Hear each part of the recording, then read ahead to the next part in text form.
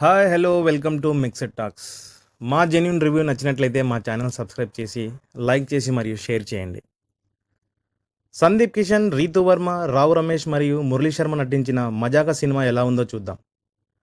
మజాకాలో మజా ఉందంటే ఉందనే అనొచ్చు. సినిమా బాగుంది.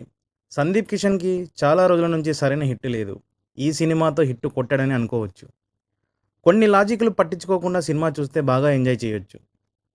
ముఖ్యంగా కామెడీని బాగా పండించారు. సెంటిమెంటు, చిన్న చిన్న ట్విస్టులు చాలా బాగున్నాయి. ఇక సినిమా కథ విషయానికొస్తే, కొడుకు పుట్టినప్పుడే తల్లి చనిపోవడం జరుగుతుంది. ఆ తర్వాత ఆ తండ్రి పెళ్లి చేసుకోలేదు.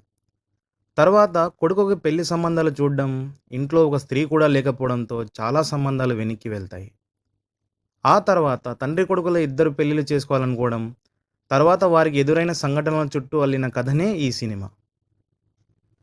సినిమాలో హైలైట్ విషయాలకొస్తే, రావు గోపాలరావు గారు ఎన్నో పాత్రలు చేసినా కొన్ని జానర్లకు మాత్రమే పరిమితమయ్యారు. అయితే ఆయన కొడుకు రావు రమేష్ గారు డిఫరెంట్ జానర్స్ టచ్ చేస్తూ వెళ్ళిపోయారు. ఇది ఎందుకు చెప్పాల్సి వచ్చిందంటే, ఈ సినిమాలో రావు రమేష్ గారు తన యాక్టింగ్‌తో చించేశారు. సినిమా మొత్తంలో ఎక్కడ కూడా తగ్గేదేలే అనే విధంగా తన యాక్టింగ్‌తో ఎంటర్‌టైన్ చేశారు.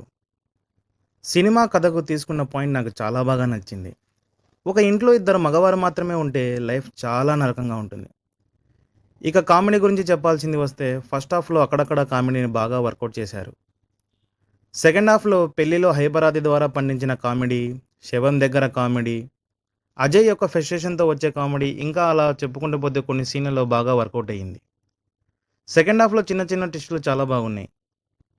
సెంటిమెంట్ విషయానికొస్తే, అన్షు గారు, సందీప్ కిషన్ గారి మధ్య ఒక సీను, రావు రమేష్ మరియు రీతు వర్మల మధ్య ఒక సీను, అలాగే క్లైమాక్స్ సెంటిమెంట్ సీన్ చాలా బాగా వర్కౌట్ అయింది. ఇక నటీనటుల పర్ఫార్మెన్స్ విషయానికొస్తే, సందీప్ కిషన్, మురళీ శర్మ, శ్రీనివాస్ రెడ్డి బాగా పర్ఫామ్ చేశారు. హైపరాది, అజయ్ మరియు ఇతర నటీనటులు తమ పాత్రల మేరకు బాగా నటించారు. రీతు వర్మ మరియు అన్షు యొక్క యాక్టింగ్ అంత ఇంపాక్ట్ఫుల్గా లేదనిపించింది.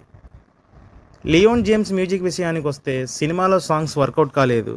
బీజిఎం కూడా అంతంత మాత్రమే ఉంది. ఒక 3 సీన్లలో తప్ప మిగతా సినిమా ఫ్యామిలీతో చూడొచ్చు. ఇక సినిమా నెగటివ్స్ విషయానికొస్తే, తండ్రి కొడుకుల యొక్క లవ్ ట్రాక్ పెద్దగా వర్కౌట్ కాలేదు. యాక్షన్ సీక్వెన్స్ బాలేవు. చాలా పాత్రలను లాజిక్లతో సంబంధం లేకుండా డిజైన్ చేశారు. కొన్ని సీన్లు అయితే రొటీన్గా ఎబ్బెట్టుగా ఉన్నాయి.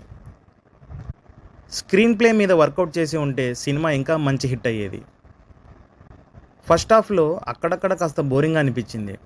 కొన్ని సీన్లలో న్యాచురాలిటీ మిస్ అయ్యి ఎబ్బెట్టుగా అనిపిస్తుంది. సిచ్యువేషన్కి సంబంధం లేకుండా సాంగ్స్ ఉన్నాయి. యాజ్ ఎ కామన్ ఆడియన్గా నా జెన్యున్ రేటింగ్ వచ్చేసి 3.